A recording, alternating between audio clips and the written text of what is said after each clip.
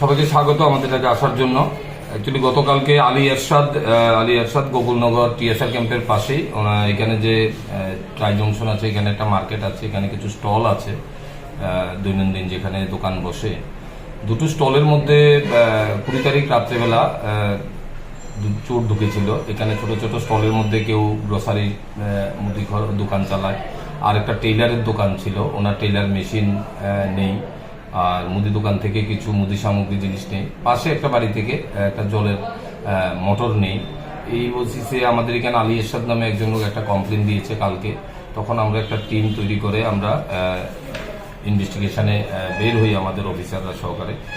তো ইনভেস্টিগেশনে গিয়ে এখানে সাসপেক্ট তারা দুজনের নাম ওখান থেকে তারা দিয়েছে, যে এই দুজন লোকেই আমাদের এই এলাকার মধ্যে বিভিন্ন সময়ে বিভিন্ন এই ধরনের ঘটনা ঘটে করিয়ে থাকে।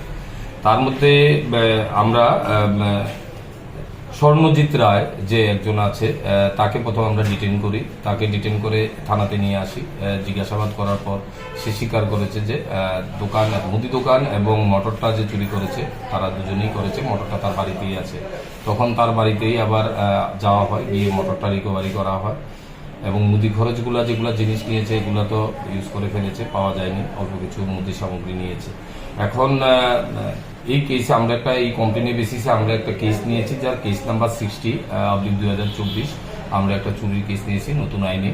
আজকে এই ইনভেস্টিগেশনে বের হয়ে তাকে স্বর্ণজিৎকে জিজ্ঞাসাবাদ করার পর তার সাথে মহাদেব ওরফে দেবজিৎ, গোকুলনগর রাস্তামাথাতেই বাড়ি সে, এবং জিতেন্দ্র দেববর্মা আমাদের বিশালগড় এরিয়াতেই ঘোরাফেরা করে। তারা একসাথে বিভিন্ন সময় বিভিন্ন জায়গাতে কিছু চুরি করে এগুলা একসাথে মিলেই।